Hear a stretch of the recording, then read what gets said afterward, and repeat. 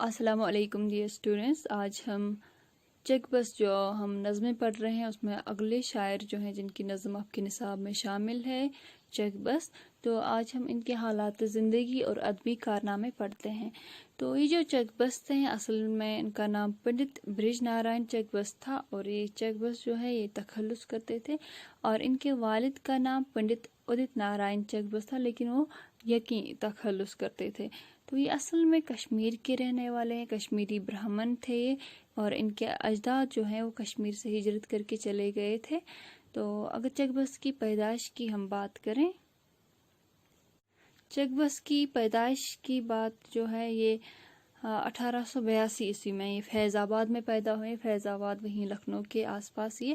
تو انہوں نے وکالت کی تعلیم حاصل کرنے کے بعد یہ وکیل ہو گئے، وکیل بن گئے، اور وکالت کے اور دوسرے سلسلوں میں لکھنؤ جو ہے ان کا آنا جانا لگا رہتا تھا۔ یہاں پہ جو آپ کے نصاب میں نوٹ دیا گیا ہے، یہاں پہ ڈیٹس میں تھوڑا سا یہ ادھر ادھر ہو گیا ہے۔ اصل میں یہ 1887 کے آس پاس جو ہے لکھنؤ آ گئے تھے، وہاں پہ انہوں نے سکونت اختیار کی تھی، اور یہ جو یہاں پہ ڈیٹ دیا ہوا ہے 1926 عیسوی، اصل میں 1926 عیسوی میں یہ رائے بریلی ریلوے اسٹیشن پر ان کو فالج کر دیا گیا تھا، اور اس کے چند گھنٹے بعد ہی ان کی وفات ہو گئی تھی۔ تو یہ ڈیٹس کا ذرا آپ خیال رکھیں۔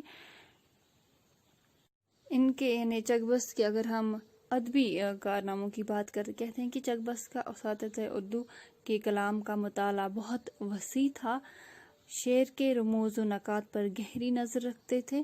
ان کے کلام پر غالب اور انیس کے کلام کا اثر صاف نظر آتا تھا، یعنی مرزا غالب اور میر انیس کے کلام کا جو اثر تھا، جو ان کے کلام میں رنگ تھا، وہ ان کے کلام میں بھی ذرا نظر آتا تھا۔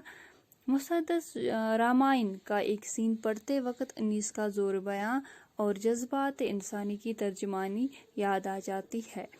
ان کی غزلوں میں غالب کا صاف فلسفانہ انداز اگرچہ کم ہے لیکن بہت خوب ہے، زباں و بیان پر آتش کا اثر ہے۔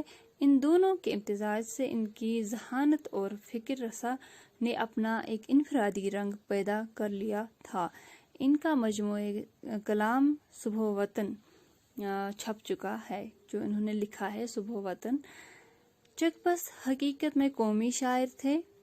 اس زمانے کی قومی تحریکوں کی طرف ارباب وطن کو رغبت دلانا اور وطن کے نوجوانوں کو وطن کی محبت اور اس کی ترقی کی طرف متوجہ کرنا ان کا اصل مقصد تھا۔ یعنی اپنی شاعری، اپنے کلام کے ذریعے یہ جو ہے نوجوان قوم جو تھے ان کو اپنا وطن کے ساتھ جو محبت ہے، وہ لگاؤ ہے، اس کو بڑھانے کی کوشش کرتے تھے۔ ان کا مشرب یہ تھا کہ مغربی تہذیب و تمدن کا دامن پکڑے بغیر اگر مغربی تہذیب میں کوئی اچھی بات ہے، یعنی ان کا یہ ماننا تھا کہ اگر مغربی تہذیب میں کوئی اچھی بات ہے تو اس کو اپنا اختیار کر لینا چاہیے۔